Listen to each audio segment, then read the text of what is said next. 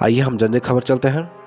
मैं रिपोर्टर किशन कुमार, मैं आपको चलता हूँ वाराणसी जिले के आदर्श ब्लॉक मटुका गांव में, जहां पर एक दिवसीय कृषक प्रशिक्षण में कृषि मंत्री ने किया शिरकत।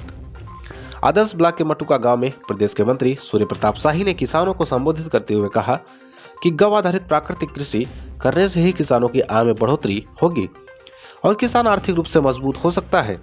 श्री शाही शनिवार को मध्याह्न सेवापुरी के मटुका गांव में स्थित पंचायत भवन पर एक दिवसीय कृषक प्रशिक्षण में बोल रहे थे। इस अवसर पर उन्होंने कहा कि प्रधानमंत्री द्वारा जीरो बजट गौ आधारित खेती के लिए सेवापुरी विकास खंड का चयन किया गया है।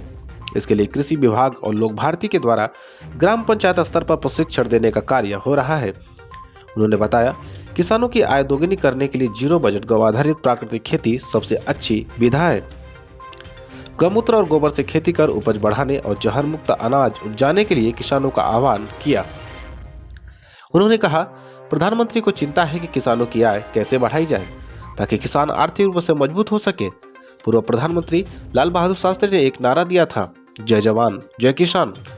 उन्होंने किसान कैसे समृद्धशाली हो इस पर वैज्ञानिकों को भी विचार करने का आह्वान किया था।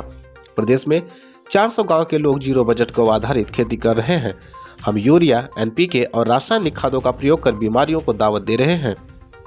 नीति आयोग की बैठक में प्रधानमंत्री ने प्रदेश में गौ आधारित खेती करने का निर्देश दिया, जिसमें सेवापुरी ब्लॉक का चयन किया गया।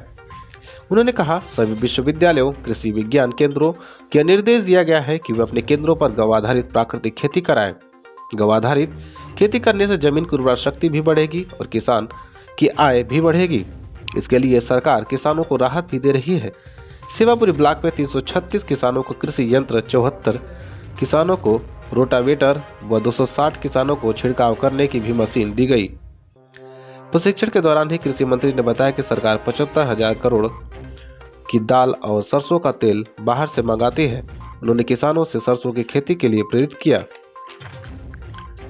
इसके लिए सरकार भी अनुदान दे रही है और किसानों से पूछा गया कि किन किन किसानों के खाते में किसान सम्मान निधि योजना का पैसा आ रहा है। प्रकट करता था। मुझे आप लोगों ने एक दो जगहों पर सुझाव दिया, वहां गया भी मैं, लेकिन उसके बावजूद भी मुझे संतुष्टि नहीं हुई। आप लोगों से मेरे संपर्क 2-3 साल पहले आए, लोक भारती से तो पहले से ही था, लेकिन सुभाष पालेकर जी के माध्यम से लोक भारती का 1965 के पाकिस्तान की लड़ाई के समय अमेरिका ने बहुत दबाव बनाया था कि हमारे इन चीजों को हथियार। Subscribe now and press the bell icon. Never miss an update.